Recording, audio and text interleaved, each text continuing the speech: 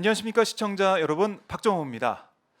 자, 새로운 방통위원장의 이동관 대통령실 대외협력 특보가 내정됐다는 그런 뉴스가 나오고 있습니다. 그런데 이동관 특보의 내정 소식이 알려지면서 이 특보의 아들의 과거 학교폭력 의혹이 다시 점화가 되고 있는데요. 과연 그 당시에 어떤 일들이 있었고 왜 이게 다시 재점화가 됐는지 여기에 대해서 오늘 심층적으로 분석해보는 시간을 갖도록 하겠습니다. 지금 중국에서 생활을 하고 있는 이 의혹을 최초로 제보했던 정경원 교사를 또 연결해서 말씀을 들어보도록 하겠고요. 오늘 정경원 교사 인터뷰 저와 함께 진행해 주실 분을 또 모셨습니다. 윤근혁 오마이뉴스 교육 전문 기자 나와 있습니다. 안녕하십니까? 예, 안녕하십니까? 네, 오랜만에 뵙겠습니다. 예. 자, 정경원 교사를 저희가 중국에서 직접 연결해 가지고 방송을 진행해 볼 텐데요. 자, 줌으로 연결을 좀 해보겠습니다. 자, 바로 연결을 해보죠. 선생님 안녕하십니까? 네, 안녕하세요. 전경원입니다. 네, 오랜만에 뵙겠습니다. 네, 오랜만입니다. 네. 자, 이 교육 관련된 이 사안에 있어서 저희가 좀 말씀을 들어봐야 될 것 같은데요. 사실 이게 정경원 이 선생님이 이 사안을 최초로 제보했기 때문에 지금 언론에 많은 주목을 받고 있는 그런 상황입니다. 이동관 지금 특보 방통위원장에 내정이 돼 있는 그런 사안인데 먼저 이 뉴스를 접하고 심경이 좀 어떠셨는지 좀 궁금합니다. 네, 네, 최근에 여러 보도를 접하면서 당시에 하나고 학교폭력 은폐 사건이 왜곡되거나 혹은 축소되거나 음, 혹은 뭐 날조되는 이런 그 내용들을 보면서 되게 착잡함을 느끼고요. 우선 학폭위를 개최하지 않았다는 사실은 뭐 이제 다 인정을 하고 있지만 또 선도위를 통해서 전학 처분이 결정됐다라고 거짓 그렇죠. 해명한 사실이 드러났거든요. 네. 그 다음에 또 담임이 자체 종결했다라고 얘기했는데 이 담임 종결 확인서도 없는 상황에서 전학 처분이 됐다는 사실이 계속해서 밝혀지고 있고 또 피해 학생이 최소 진술서상에는 4명 이상으로 나오는데 한 명의 학생을 제외한 나머지 3명 학생들의 이 학교폭력 피해자들의 침묵의 의미가 과연 뭐냐 이 부분에도 좀 집중을 해야 될 것 같고요. 그럼에도 불구하고 학폭 사실을 계속해서 왜곡하거나 축소시키기에 여념이 없는 이런 모습들을 보면서 여러 가지 생각을 하게 됩니다. 네. 네. 그러니까 이 피해 학생들의 진술서를 보신 거 아니겠습니까? 네. 이 내용 뭐 어떻게 진술서를 보게 되셨고 이 진술서에 안에 담겨 있는 그 사항들을 보고 어떤 생각하셨는지 궁금합니다. 네. 그 당시가 이제 2012년 4월경으로 제가 기억을 하는데요. 네. 2012년이면은 그 가해 학생이 2011년에 고등학교 1학년으로 하나고등학교에 입학했던 해고, 음. 그 해부터 학교폭력 행위가 지속돼서 이듬해죠. 그러니까 2012년 고등학교 2학년이 됐을 때까지 이 학교폭력이 지속되다 보니까 최초에는 아마 1학년 담임교사였던 선생님에게 이 피해 학생들이 찾아가서 피해 사실을 호소를 했던 것 같아요. 네. 근데 그 그게 호소했던 진술서에도 내용 있죠. 가운데 예. 고등학교 1학년 때 이미 학교 측에 피해 사실을 신고했었는데 음. 그때 아무런 조치나 징계나 처벌이 없었던 상황도 피해 학생들 진술서에 기록이 돼 있거든요. 네. 그런데 어쨌거나 2학년이 돼서 또 호소를 하니까 1학년 담임 선생님이 최초 인지를 했던 것 같고 또 교과 담임 선생님이었고 동아리 지도교사였던 젊은 두 분의 선생님을 학생들이 찾아갔던 것 같아요.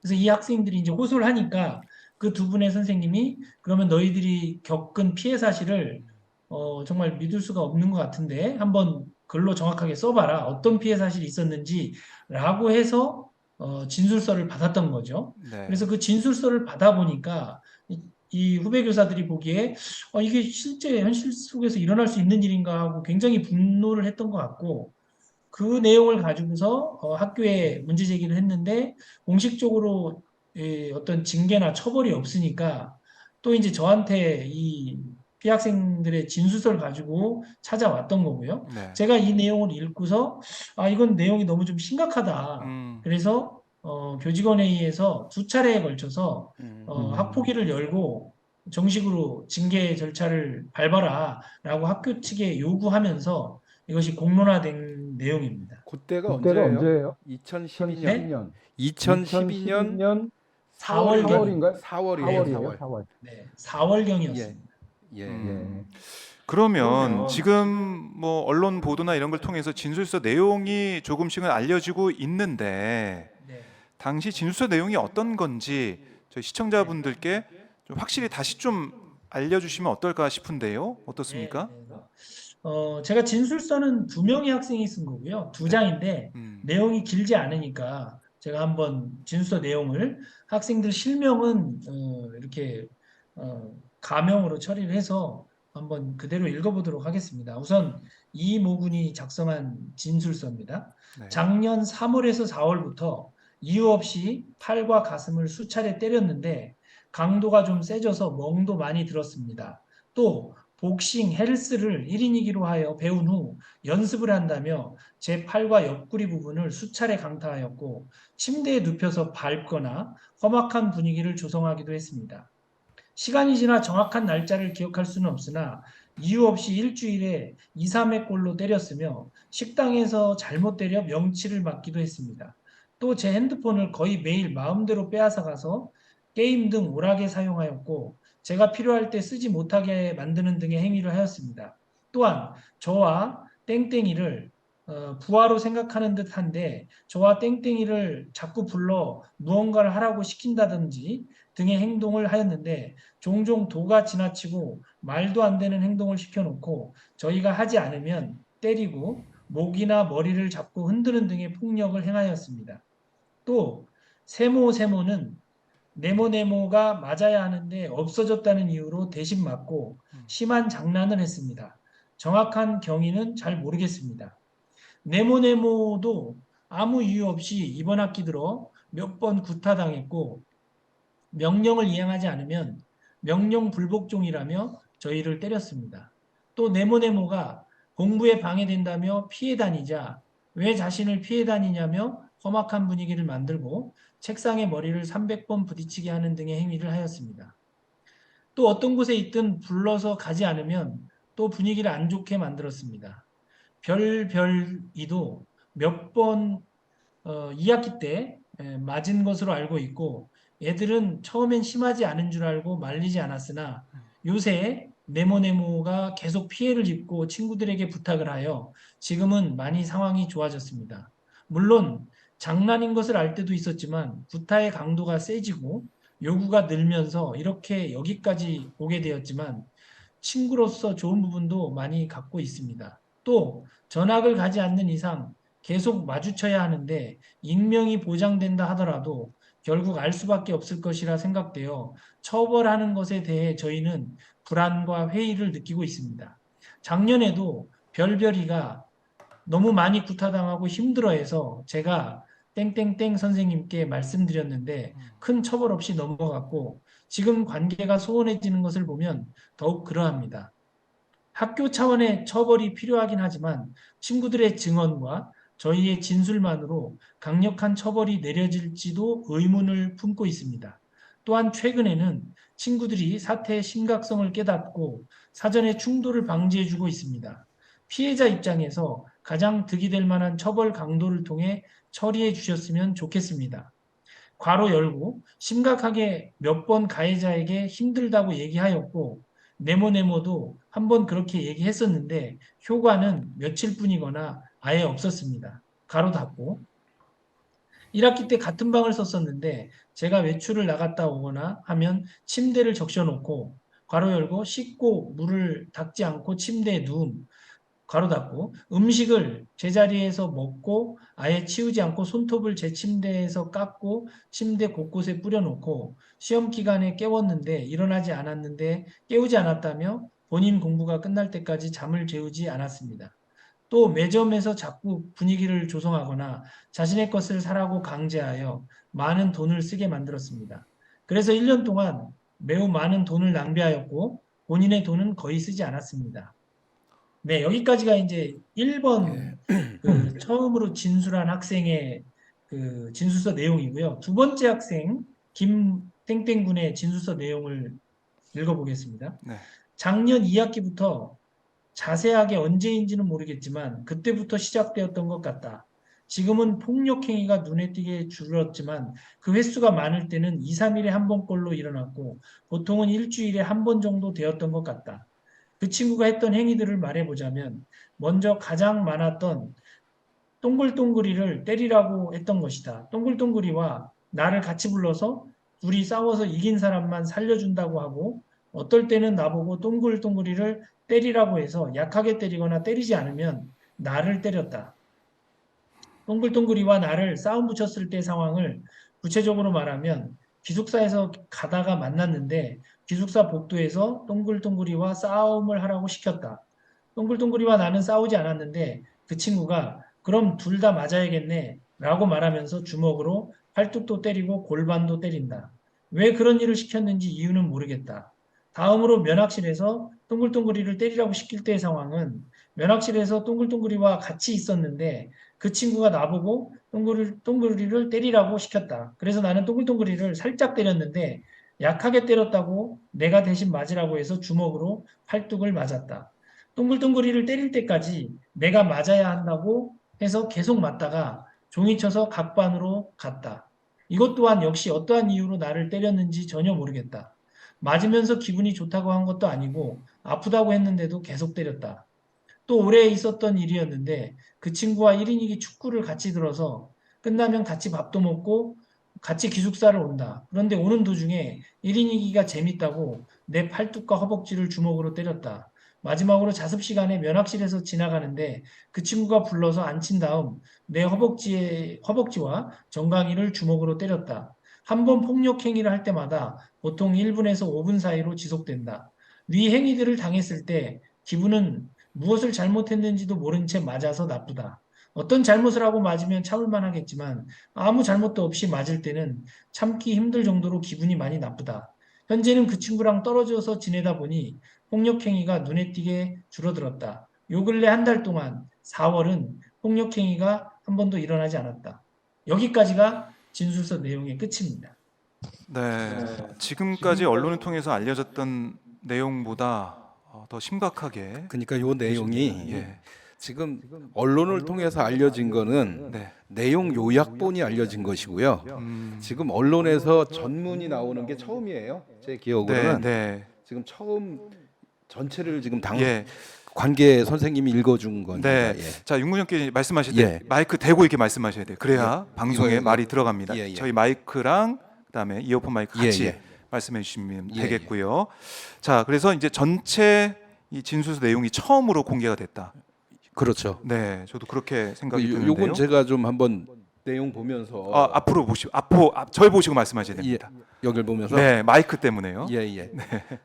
그 딱 눈에 가장 많이 들어오는 게 뭐냐 하면 첫 네. 번째 학생의 글 중에 1학년 때 어떤 선생님한테 학폭에 대해서 신고를 했는데 네. 그냥 넘어갔다 하는 내용이 있잖아요. 요것이 눈에 팍 들어와요. 이건 어떤 겁니까? 정경원 선생님. 네. 그러니까 학생들이 진술서 내용에 의하면 고등학교 1학년 때 이제 학교 폭력을 지속적으로 당하니까 참기 힘들었던 것 같아요. 그래서 이제 학생부 소속 선생님한테 이 학교 폭력 피해 사실을 신고를 했던 거죠.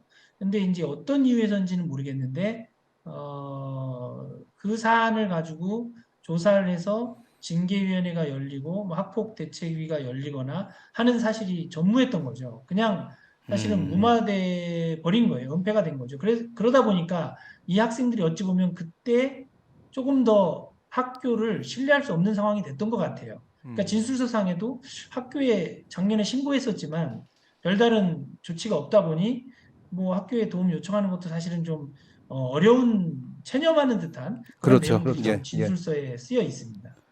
그 내용 보면은 처벌하는 것에 대해 저희는 회의를 갖고 있습니다. 이런 게 있어요. 네. 불안도 갖고 있습니다. 이 내용도 있고요. 아하. 학교를 못 불안함을 믿는 거죠 지금 학생들은. 그 내용이 있고 그리고 이동관 특보도 그렇고 당시 뭐 피해자 중에 한 명으로 이렇게 언론을 통해서 드러낸 그 학생도 그렇고 이게 이 사안이 2011년도 뭐 1학기에 종결된 것처럼 그러니까 이게 쭉 이어진 건 아닌 것처럼 얘기를 했었는데 진술서 내용을 보면은 그런 것도 아닌 상황이네요.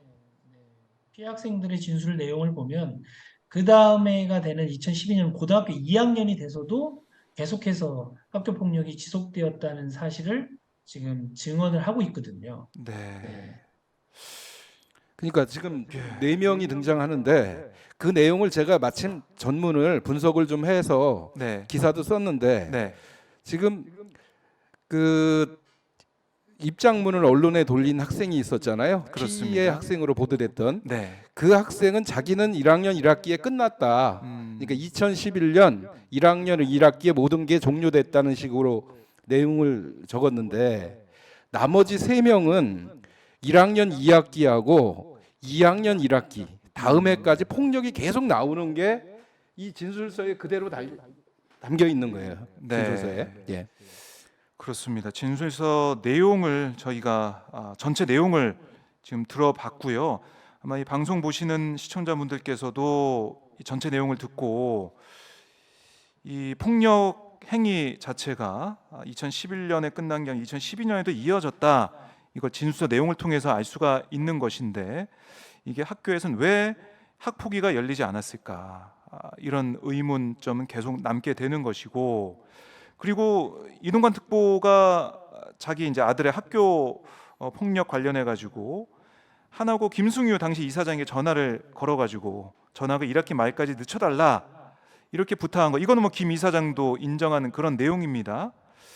이 내용을 김 이사장으로부터 직접 들었다는 거 아니겠습니까? 우리 정경원 교사가 들었는데 이런 개입에 대해서 좀 어떤 생각을 하셨고 지금도 어떤 판단을 좀 하고 계신지 궁금합니다.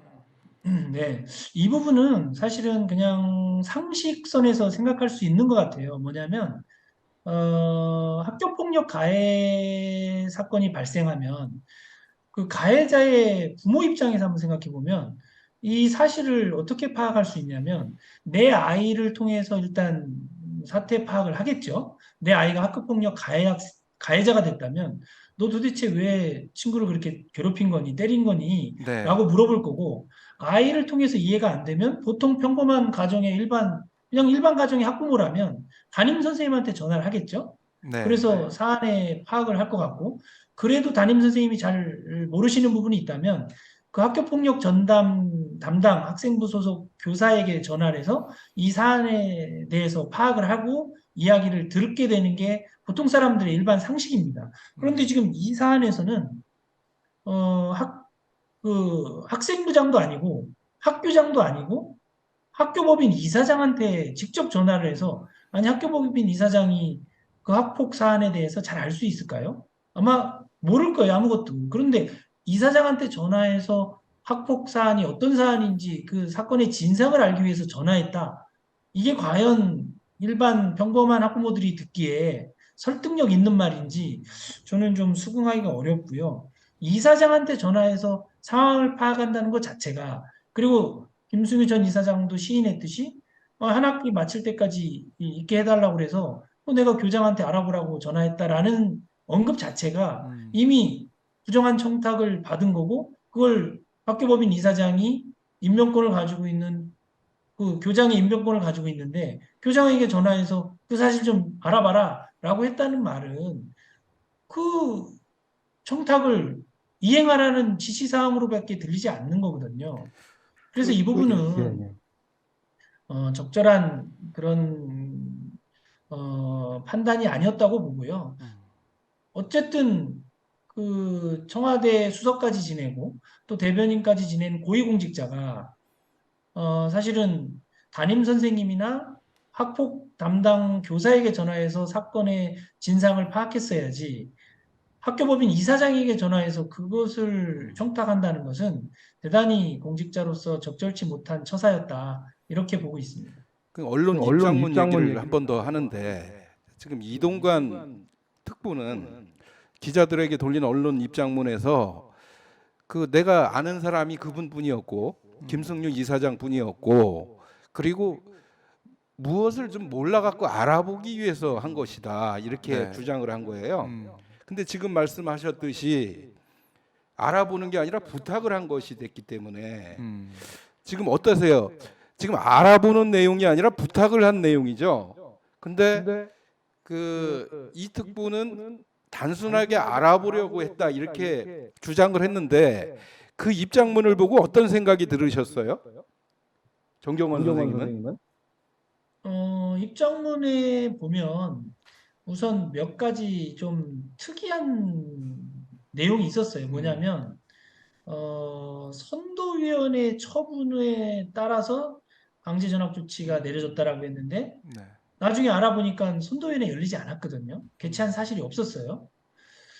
그 다음에 또 거기 입장문 내용에 보면 그 이동관 씨 아내가 학교를 찾아갔을 때 담임교사와 전학에 대한 이야기를 권유받고 하는 장면이 나와요. 근데 그게 어떻게 전학 처분을 학폭위도 아니고 또 선도위도 아니고 그 가해 학생과 피해 학생의 담임교사였던 그 담임교사와의 대화 장면에서 가해 학생의 어머니가 학교를 찾아갔는데 담임교사가 전학을 권고한다?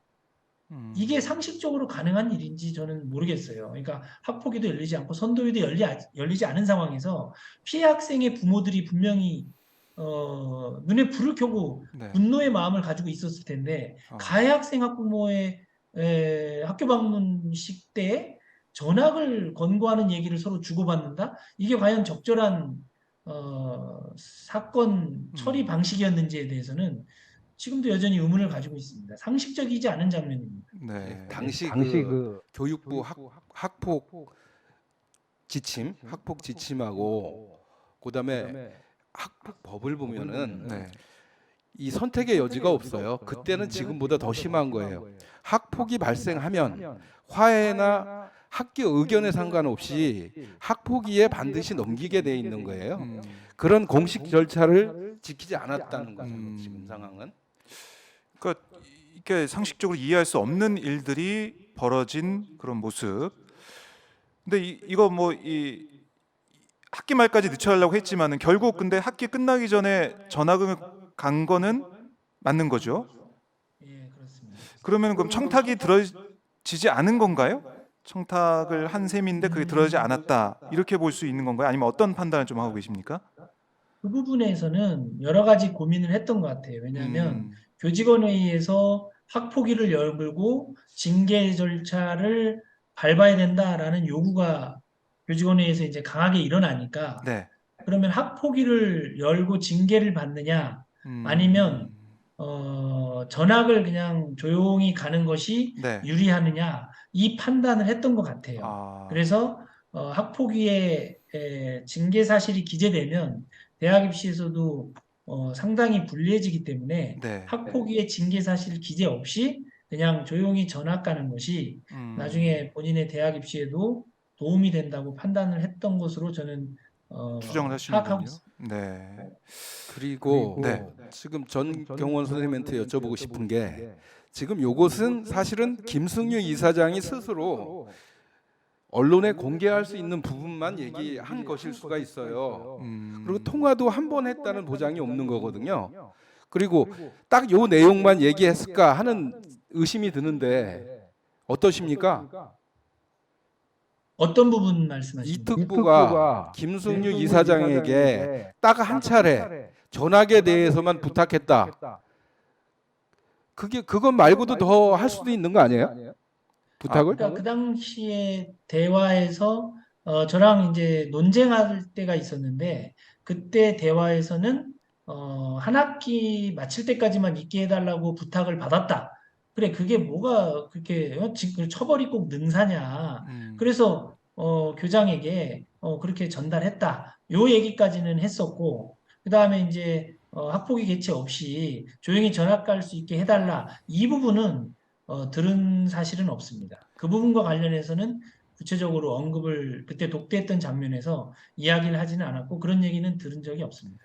제 생각은 김승유 이사장이 공개할 수 있는 부분만, 유리한 부분만, 빙산의 일각만 얘기했을 수 있다, 이런 것입니다. 제 생각은. 그러니까 예. 윤문혁 기자의 추측은 이게 통화가 한 번만 있었을 더 있을 더 수가 있을 수도 있는 있다. 거죠. 예, 더 우리가 모르는 내용이 있을 수 있다. 예. 공개된 것 말고 더 있을 수 있다.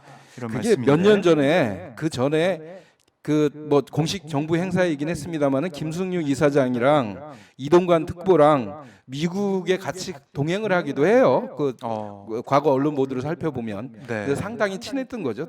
예, 아, 두 분은. 그런 자료도 있다. 예, 예.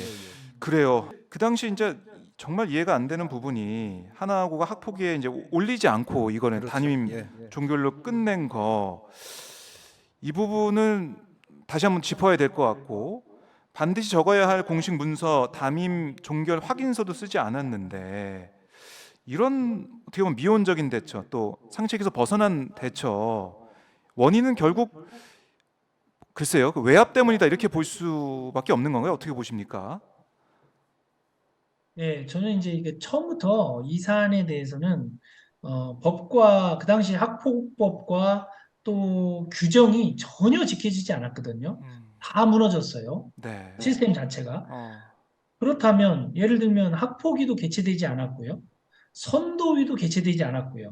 또 담임교사 자체 종결 확인서를 작성했어야 되는데 그것조차도 없어요. 그럼 이것은 단순히 그냥 학교가 바빠서 절차를 몰랐다라는 말로 설명할 수 없는 독특하고 굉장히 특수한 상황이거든요. 이런 상황이었다면 결국은 권력자의 힘이 작동하지 않고서는 학교의 공적 시스템이 이렇게 붕괴될 수 있느냐 한순간에 네. 그런 의구심을 말씀드리지 않을 수 없고요. 뭐 일종의 3종 거짓말 세트거든요. 이건 3종 세트예요. 3종 세트. 학폭위도 안 열렸고 네. 선도위도 안 열렸고 담임 자체 종결도 허위로 문서 없이 근거 없이 그냥 이루어졌다고 얘기하고 있거든요. 네. 이런 것은 그냥 거짓은 잠시 눈을 속일 수는 있지만 언젠가는 진실이 드러나는 법이다라는 말씀을 드리고 싶습니다. 요거를 제가 부연하면 네. 지금 이 특보는 입장문에서 자체 종결을 담임이 했다, 이렇게 얘기를 했거든요. 근데 자체 종결을 그냥 한다, 선언한다고 되는 게 아니에요. 그 규정에 따르자면 자체 종결 확인서를 반드시 쓰도록 돼 있어요. 교육부가 공식 양식까지도 제공했기 때문에 네. 그걸 안 쓴 것 자체가 위법이 되는 거예요. 그러니까 자체 종결 행위를 하면서 확인서를 안 쓴 것도 위법이고 학폭위에 올리지 않은 것 자체도 위법이라면 학교가 어떤 요인에 따라서 이렇게 법을 어기는 것을 계속했느냐. 네. 그게 저도 의심스러운 거고, 오죽했으면 서울시 교육청이 당시에 그 학폭위원장을 고발을 했겠습니까? 네. 예. 그런데 뭐 이게 이제 뭐 무혐의 된 그런 상황이기도 한데, 예. 자 그러면 이게 이제 2012년에 진술서를 보시고 여러 가지 이제 비판을 하셨는데, 그 논란이 이제 된 거 아니겠습니까? 2012년에 논란이 됐는데 왜 이걸 2015년에야 이거를 제보를 하셨냐, 서울시에 제보를 하신 거냐? 3년 정도 뭐 지난 다음에 제보한 이런 모습을 보면서 이거 좀 이상하다, 이런 지적도 일각에서 하는 것 같습니다. 어떻게 보십니까? 그 부분은 이제 하나고가 2010년에 개교를 해서 네. 2015년에 바깥으로 골문 게 터질 때까지의 과정을 모르시는 분들이 네. 왜 2012년 일을 2015년에 얘기하냐라고 오해를 자꾸 하시는데, 네. 2010년 3월에 하나고가 개교해서 개교 5년 차가 될 때까지 내부에서는 크고 작은 문제들이 계속 있었죠. 그러면 내부 구성원들이 할 수 있는 것은 그런 문제가 생겼을 때 처음부터 막 바깥으로 가지고 나가서 문제 제기하는 것이 아니고 1차적으로는 내부에서 그 문제를 해결하기 위해서 노력을 해야 되는 게 마땅하다고 생각을 합니다. 네. 그래서 예를 들면 뭐 고위공직자들이 그 자녀들이 하나고에 입학해서 굉장히 심각한 문제들을 일으키는데 일반 서민 가정에서 입학한 학생들과의 징계나 처벌에서 수위가 많이 달라진 점도 있었고, 네. 또 학생 선발 신입학 전형이나 편입학 전형에서 점수를 조작해서 합격생과 불합격생을 바꿔치기 하는 이런 문제들이 사실은 계속 누적이 됐죠. 심지어 이제 하루 근무 시간을 하나고는 개교 한 2010년부터 2015년까지 하루에 9시간을 의무적으로 근무하게 하면서 사실은 그 시간 초과하는 거에 대해서 어떤 보상도 없었는데 아, 그게 서울시청 감사 나올 때까지 5년간 지속된 행태였거든요. 네. 이런 내부의 문제점들이 계속 있었는데 이것을 내부에서 5년간 뭐 교감 선생님한테도 이야기하고 서로 갈등을 겪고 또 교장 선생님한테도 이야기를 했는데 해결이 안 되고 그래서 결국은 저는 이 김승유 전 이사장님이 이런 사실을 다 모르는 줄 알았어요. 그래서 교감에게도 얘기해보고 교장에게도 얘기했는데 이런 사실이 해결되지 않고 있으니 이사장님이 나서서 이 문제를 해결해 줬으면 좋겠다라고 문제 제기한 게 2015년 7월경이었어요. 그랬더니 이제 그때 이미 이제 제가 여러 갈등 상황에 있으니까 김승유 전 이사장이 2015년 8월 1일이 토요일이었는데요. 그 네. 여름방학 중이었거든요. 그때 이제 제가 당직 근무를 쓰는 날이었는데 학교에 출근해서 근무를 하고 있는데 문자가 왔더라고요. 그 광화문 그 교보문고 옆에 있는 어떤 그 호텔로 네. 좀 오라고 얘기를 하셔서 제가 이제 음. 당직 근무라서 거기에 갈 수 없다 그랬더니 음. 본인이 직접 오시겠다고 하더라고요. 그래서 아. 이제 학교로 왔어요. 그래서 오전에 이제 이사장실에서 독대를 하게 됐죠. 둘이 만난 자리에서 그동안의 문제점들에 대해서 사실은 모르고 있는 줄 알고 저는 이제 학교에 이런 문제가 있었고 이런 문제가 있었고 이런 문제가 있었다. 그 네. 중에 하나가 음. 2012년에 이동관 대변인 아들의 학교 폭력 사건도 음. 사실은 제대로 징계하지 않고 처리한 거 아니었냐. 아, 그 중에 그런 하나에 문제 그날 했던 거죠. 음. 그랬더니 그 자리에서 이제 김승희 전 이사장은 저한테 아주 의미심장한 웃음을 이렇게 띠시면서 어. 시간을 줄 테니까 조용히 학교를 떠나라 그렇게 얘기를 하시더라고요. 그래서 제가 음. 그걸 거부했더니 그러면 뭐 투쟁하겠다는 거냐? 그럼 음. 내가 못 견디게 해주겠다 하면서 의미심장한 웃음을 웃었던 게 네. 8월 1일 장면이었고 그 다음 날이 8월 2일 일요일이었거든요. 네. 근데 그 일요일 날 저희 학교 후배 교사가 인사위원이었는데 그 인사위원인 교사가 저한테 전화를 한 거예요. 그러면서 형 갑자기 인사위원회를 방학에 소집하라고 그래서 왜 인사위원 모여야 되냐 물어봤더니 형 징계한다고 그러는데요. 이렇게 음. 저한테 이제 묻더라고요. 오히려 역으로. 네. 그거는 무슨 상황이었냐면 8월 1일 날 김승유 전 이사장이 저랑 독대를 해서 학교 경영에 대한 논쟁을 벌이고 나서 바로 그 다음날 8월 2일 날 징계위원회를 소집하겠다고 인사위 소집 지시를 내린 거였거든요. 음. 그러니까 이 사안은 사실은 그 이전부터 개교했을 때부터 누적된 학교의 여러 문제와 비리와 이것들을 해결해달라고 한 요구사항에 대해서 김승희 전 이사장이 거부하면서 사실은 이제 징계를 시작하겠다고 돌입이 된 거고, 네. 그로부터 1년이 지나서 공익제보한 뒤에 1년이 지나서 2016년 10월 31일 날 김승희 전 이사장 임기 마지막 날 본인이 물러나면서 저를 해임 처분을 했었던 거죠. 네. 그렇게 여기서 음. 제가 하나 여쭤볼게요. 근데 지금 어제 언론 보도가 많이 나왔는데, 그러니까 애초에 징계를 받을 상황이 됐기 때문에 자신의 징계를 그 모면하기 위해서 그 공익 제보를 한 게 아니냐 이런 의혹이 있다 뭐 이런 식으로 보도가 나왔거든요. 어떻게 보세요? 그 부분은 앞뒤가 말이 안 맞는 게 저는 이미 8월 1일 날 김승유 이사장에게 사직을 강요받았고요.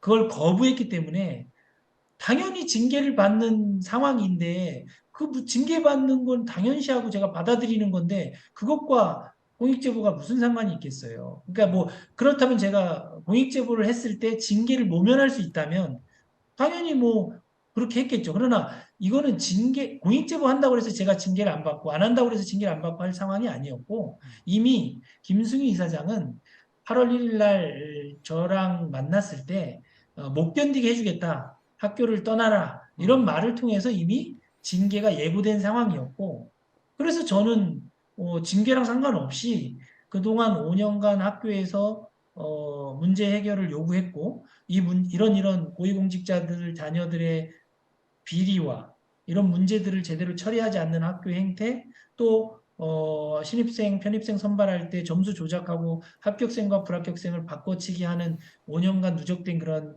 사례들, 그다음에 교원의 교권을 탄압하는 사례들, 그다음에 학생 학부모 인권을 유린하는 여러 가지 행정 절차들, 이런 것들에 대해서 문제 제기를 했던 거고, 이사장도 그 사실을 거부하고 받아들이지 않았기 때문에 사회적 공론화를 하려고 했던 거지. 제가 만약에 그러면 공익제보한다고 징계를 안 했을까요?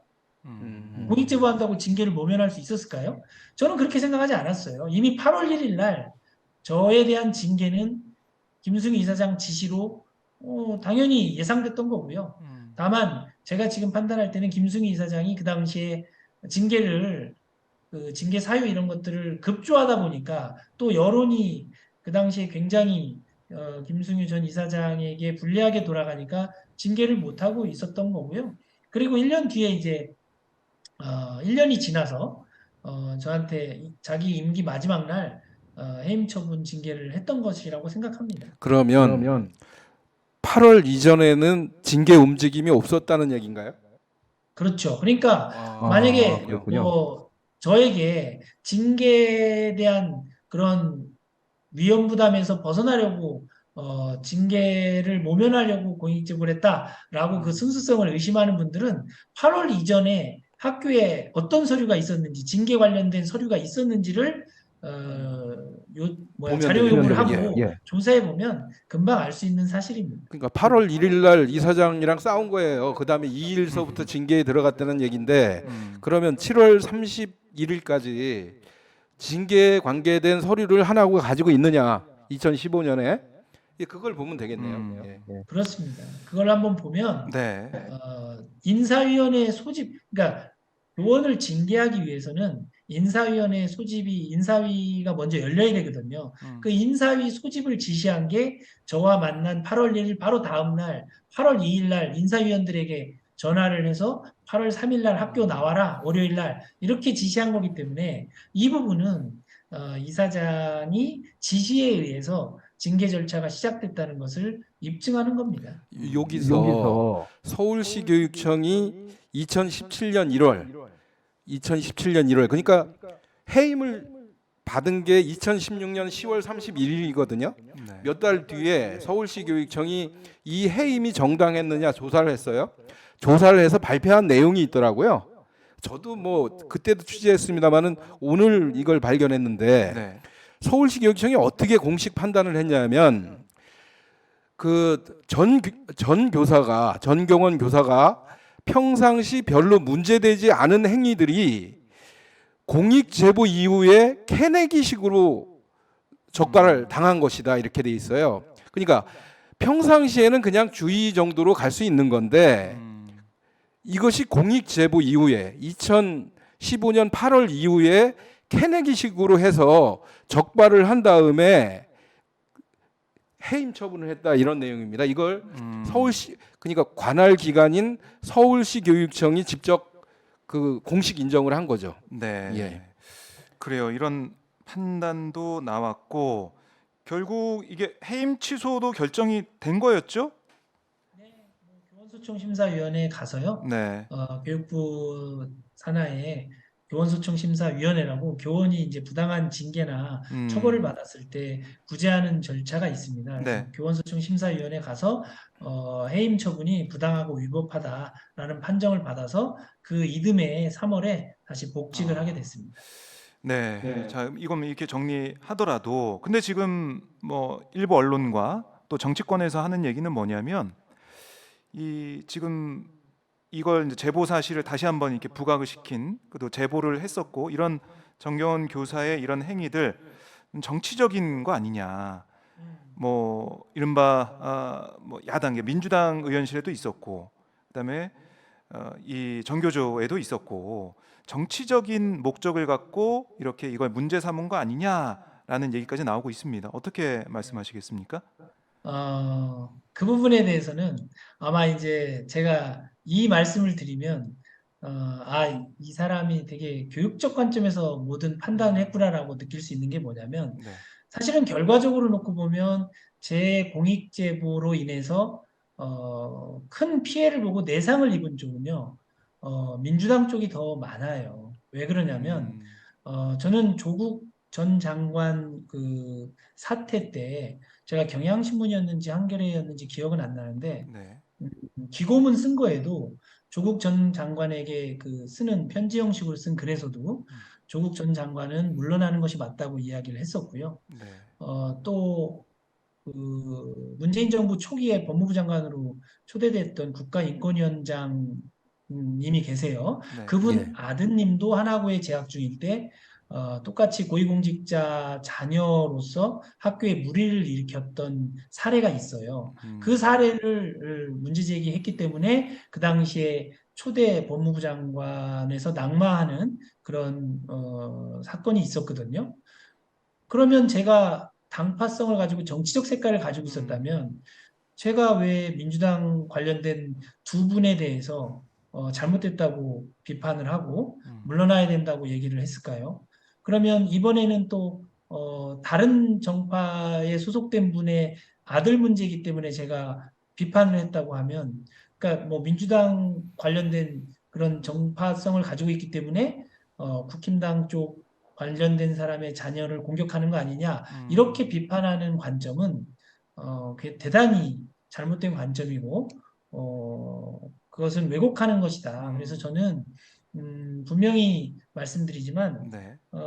과거에도 그랬고 지금도 그랬고 교육에 몸담고 있고 교육에는 여당이든 야당이든 그런 것이 중요하지 않습니다. 교육적 관점에서 그 행위가 옳고 그르냐의 판단에 의해서 제가 비판할 부분은 비판했던 거고 지지할 부분은 지지했던 것이지 그 어떤 정파성을 가지고 정치적인 색깔을 가지고 누군가를 비판하고 사안을 해석하고 하지는 않았다는 점을 네. 다시 한번 강조해서 말씀드리겠습니다. 음.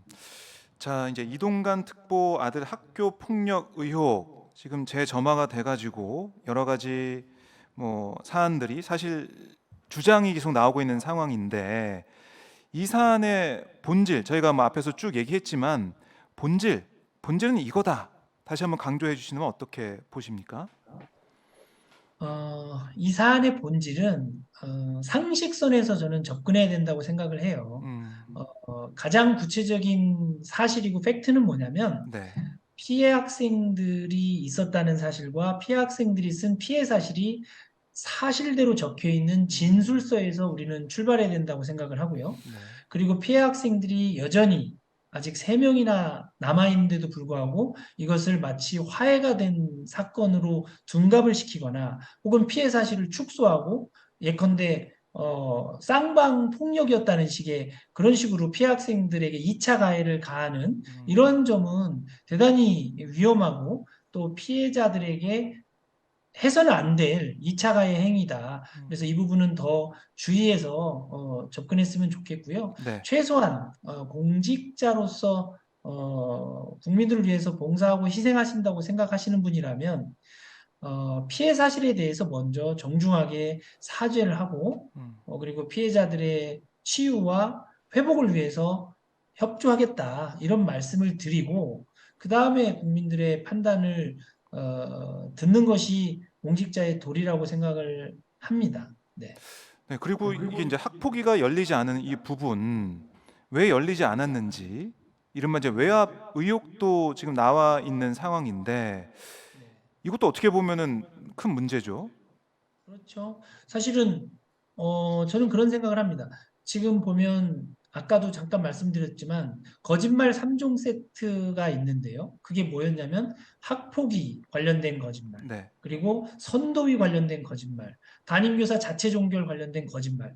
이것들은 학교의 시스템 자체를 붕괴를 시켜버렸거든요. 음, 그러면 도대체 어떤 힘이 작용했길래 학교 시스템이 붕괴됐느냐? 그냥 평범한 서민 가정의 아이들이 학폭 가해자로 문제가 됐을 때는 시스템이 붕괴되지 않았었어요. 음, 그런데 이 사안에서는 유독 시스템이 작동하지 않았어요. 아하. 그것은 그냥 삼척 동자도 알 수 있을 거라고 저는 생각을 해요. 음, 권력을 가진 분이 학교의 시스템 자체를 붕괴시킨 그런 사안이라고 저는 생각하고 있습니다.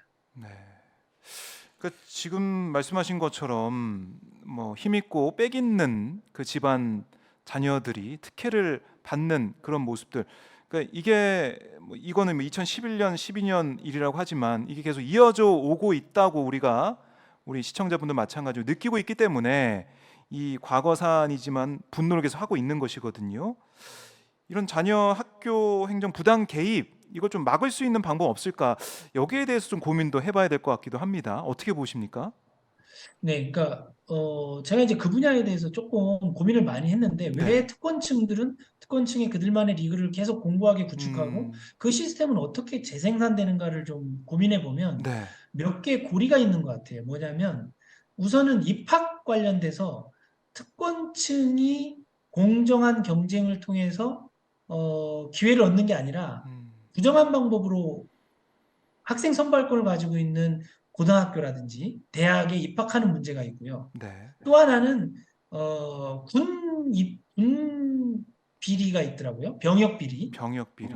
예, 그래서 대한민국의 건강한 남성이면 다 군대를 가는데 특권층의 자제들은 또 2년 가까운 시간을 버는 거죠. 다른 음, 친구들은 다 군복무에 종사하고 병역의 의무를 충실하게 이행을 하는데 특권층 자제들은 다른 친구들이 다 군대 가서 2년이라는 시간을 군복무를 위해서 헌신하고 있을 때 네. 다른 또 본인의 개발을 위해서 시간을 또 세이브하고 이렇게 생활을 하는 문제가 있고요. 음, 그 다음에 마지막 활용점정으로 세 번째가 뭐냐면 입사 문제가 있더라고요. 취업. 어, 취업할 때 역시 또 부모나 제3자의 도움을 통해서 음, 그들만의 리그를 유지하면서 또 기득권층으로 계속 이렇게 들어가더라고요. 네. 그러니까 입시, 병역, 취업 요 3종 세트가 특권층에서 그들의 어떤 그 리그를 유지하는 어, 어떤 보이지 않는 카르텔이었거든요. 그래서 우리 음, 사회가 이 입시 문제, 병역 문제, 취업 문제에 대해서 공정하고 투명한 절차를 마련하고 이것을 끊임없이 감시하고 고발하고 공익제보하고 이런 시스템과 문화가 정착될 때 네. 우리 사회가 조금 더 한 단계 성숙한 그리고 평등한 기회가 평등한 사회로 나아갈 수 있지 않냐 음, 그런 고민을 하게 됩니다. 참 어려워요. 예. 해법이 어려운 그런 부분입니다. 저는 또. 네. 하나고 문제로 좁혀서 한 네. 가지 좀 말씀드리고 싶은 게 있는데 지금 그 당시 학폭위원회를 열지 않아서 서울교육청으로부터 고발된 교감, 아, 예. 그분은 지금 저 교장을 했죠. 교장으로 승진을 음, 했어요. 그 이후에 네. 교장으로 승진을 했고 또 담임 종결 확인서를 쓰지 않고 담임 종결을 했다고 주장한 네. 그 담임 교사, 음, 그분은 지금 하나고에서 뭐 하고 있죠?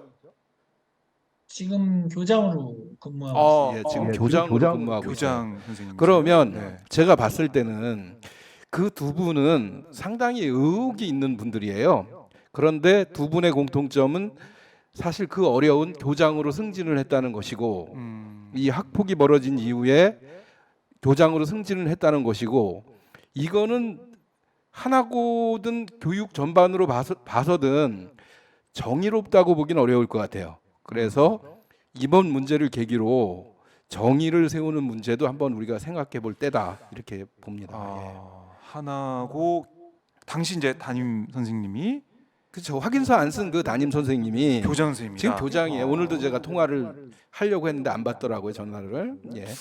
네. 그게 그래요. 이것도 참 글쎄요. 시청자분들이 들으실 때는 놀라운 그런 팩트로 다가올 것 같습니다. 그러게 말이에요. 그런 분들이 아무튼간에 잘 돼요. 이렇게 보면은 근데 그게 정의로운 건가 네. 이런 생각이 듭니다. 하하. 자, 뭐 이동관 특보 이제 방통위원장에 이제 내정됐다는 소식이 나오면서 뭐 지금도 대통령실 특보니까 이제 공적인 자리 이제 그 공적인 인물이기 때문에 저희가 이 아들 학폭 의혹에 대해서도 얘기를 좀 하고 있는 것인데 자 그러면 결국 학폭위가 열리지 않으면서 이게 학생기록부에 이런 뭐 학폭 얘기는 그렇죠. 예. 기재가 안 된 거죠. 결국에는 네, 그렇습니다. 기재가 안 된 거고 결국 그게 입시에 어쨌든 영향을 미치거나 학폭 관련 내용이 그런 일은 없었을 것이다라고 저희가 볼 수가 있는 것이기 때문에 입시에 있어서도 어떻게 학폭위가 열리지 않음으로써 이 이동관 특보의 아들은 어떻게 보면은 자신의 이 인생 경로에 있어서 좀 탄탄대로 갈 수 있는 그런 영향을 받은 것도 확실한 거고요. 꽃가마를 탔다 볼 수도 있어요. 음, 특혜를 받은 것이죠. 예. 학폭이 열리지 않음으로써 그런 그렇죠. 결과는 나왔다. 결과적으로. 예.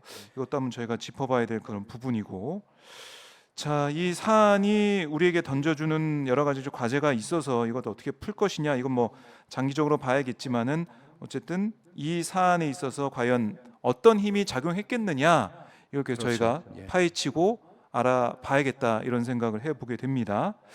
자, 선생님, 저희가 긴 시간 동안 멀리서 참 지금 뭐 방송 들으실 때는 시청자분들께서는 뭐 음향 상태는 이게 좀 좋지 않다고 느끼셨을 텐데 약조건 속에서도 오랜 시간 고생 많으셨고요. 끝으로 시청자분들께 하고 싶은 말씀 또 못다 하신 말씀 있으면은 마지막으로 좀 해주십시오. 네, 만나 뵙게 돼서 되게 반갑습니다. 그리고 교육에 관심을 많이 가져주셨으면 좋겠고요. 우리 교육이 바로 서야 하는 이유는 우리 다음 세대 아이들은 최소한 학교에서 차별받지 않고 모두가 행복하고 한 사람 한 사람의 개성과 인격이 자랄 수 있는 그런 행복한 교육 공동체가 됐으면 좋겠습니다. 그래서 우리 세대에 조금 힘들겠지만 이런 특권층의 문제, 차별, 배제, 소외 문제 이런 것들을 잘 서로 지혜를 합쳐서 극복한다면 다음 세대에는 아이들이 자라는 학교가 훨씬 더 행복하고 좋은 세상이 되지 않을까 기대를 하고요. 많은 분들 같이 관심 가지고 이 문제 해결될 때까지 지지해 주시고 응원해 주셨으면 고맙겠습니다. 감사합니다. 네, 고맙습니다. 자, 오늘 함께 해준 윤근혁 기자도 고생 많이 하셨고요. 아니 그러니까 저는 소감 그냥 아, 정경원 예, 예. 선생님 관계해서 한 말씀 드리면 네, 한 말씀 하시죠. 아니 저 큰 얘기는 하지 않고 네, 네. 정경원 선생님을 제가 개인적으로 좀 오래전부터 알고 있는데 예. 지금 딱 얼굴 보면 알겠지만 네. 이분이 부드러운 분이에요. 지금 아, 언론 보도 나오는 거 보면은 무슨 전교조 투사에 무슨 전사처럼 막 예. 내고 민주당 뭐 똘마니 뭐 이런 식으로 막 나오는 거 아닙니까? 그런데 네. 이분이 눈물이 참 많은 분이에요. 음. 그러니까 아이들 때문에 아이들 생각하고 네. 학생들 얘기하고 뭐 술을 허다못해 먹더라도 그런 얘기를 중심으로 하는 분이지. 예. 이분이 무슨 정치 얘기하고 그런 분이 아니에요. 아, 그건 제가 친구로서 좀 네. 잘 알고 있습니다. 알겠습니다. 저희가 이 정경원 선생님의 진면목 윤근혁 기자한테 좀 들어봤고요. 예. 자, 선생님이 고생 많으셨고요. 다음에 또 뵙도록 하겠습니다. 네, 고맙습니다. 네, 고맙습니다. 윤근혁 기자도 인사 나누겠습니다. 고맙습니다. 예, 고맙습니다. 예, 고맙습니다.